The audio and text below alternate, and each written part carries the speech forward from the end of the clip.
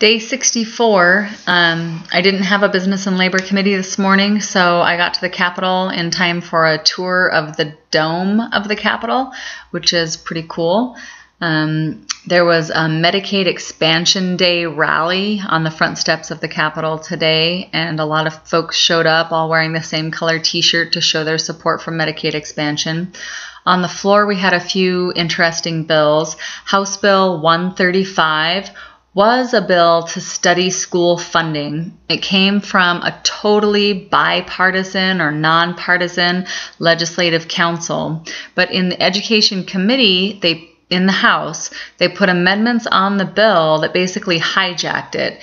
It made it a totally partisan committee to study what potentially could be charter schools, or it just really opened a can of worms through a partisan study. And so the sponsor of the bill, who was a Democrat, made a motion on the House floor to amend the bill to take out the amendments that were put on in committee. And that's something that I haven't seen yet so far.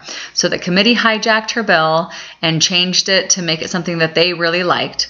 And she didn't like it at all, but her bill had passed through committee. So she made a motion to amend out their amendments. And the argument to undo the amendments in committee was that if it's a partisan bill, we can pretty much predict the outcome. There's no reason to do the study. We know what they will say. We've already heard it all before. And so the bill itself ended up failing. The sponsor of the bill didn't even vote for it because of the amendments that had been put on in committee. So there will be no study on school funding because no one could agree on who should study it.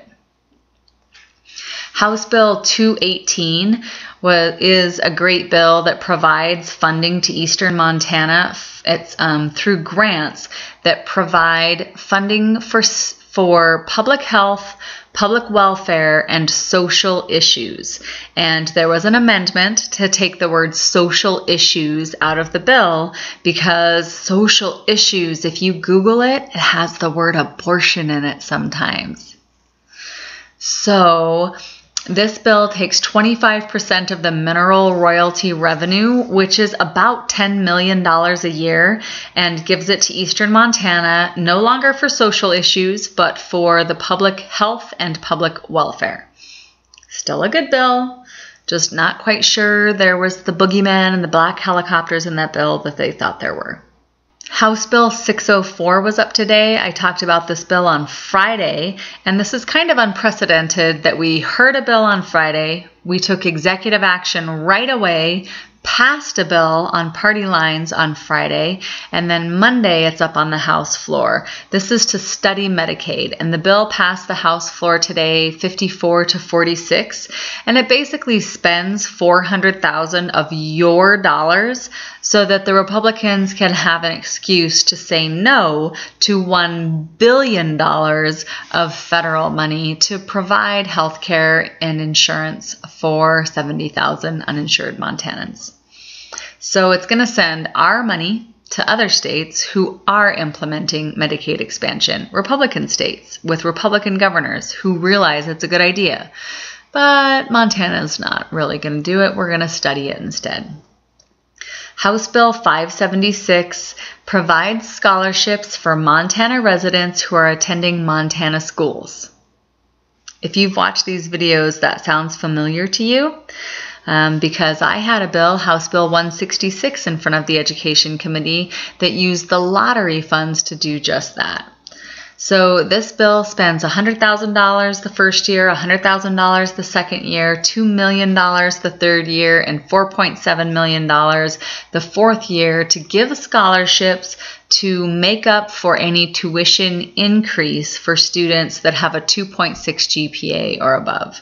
Still glad that students are getting scholarships. Disappointed that the Republicans would not work with me on my bill with a dedicated revenue source to make this happen. But the university system still gets their money. And then, of course, so the House floor lasted almost until 4 o'clock.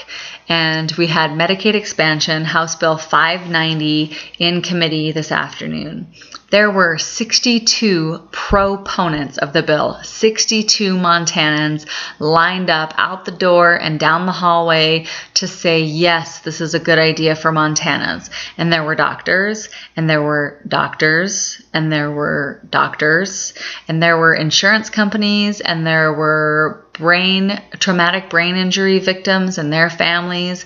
There were parents of deceased children, parents of diseased children. There were people with spinal injuries and doctors. Did I mention that there were doctors? 62 people, an hour and a half of testimony, and we could have probably heard proponents' testimony for 3 hours. The public testimony was seriously limited. The chair and the vice chair of the committee said, basically, state your name and move on. The opponents, people against the bill, were 6. There were 6 people here. One of them was the vice chair's wife. Another one of them was a close friend and member of the same church in Billings as the vice chair and his wife. We've heard the same group of people testify on bills earlier in Human Services Committee. Another opponent was the head of the Montana Tradition Partnership, and he cited studies from the Heritage Foundation. And if you know anything about any of the things I've said in these videos about ALEC and everything that's evil in politics, then you'll recognize the words Montana Tradition Partnership. If you've never heard that before, look it up. Look up American Tradition Partnership and the Heritage Foundation. These are honestly everything that's wrong with our state. One veteran showed up that was a member of the Tea Party, and that kind of countered the lieutenant governor's testimony in favor of the bill, who said that Montana has the highest rate among all 50 states of uninsured veterans, and that if we want to keep our promise to our heroes, we need to make sure that they have access to health care and that we should pass this bill. So 62 people for it, 6 people against it. Those 6 people, 3 of them had very close ties to the chair of the committee. It'll be really interesting to see how this vote goes down in Human Services when we take executive action on it. I feel like the people of Montana spoke loudly and clearly and had good evidence and good reason. And I'm not sure that that's going to be enough. Thanks for your messages. Thanks for the kind words. Thanks for paying attention and being involved. And I still think that it can make a difference.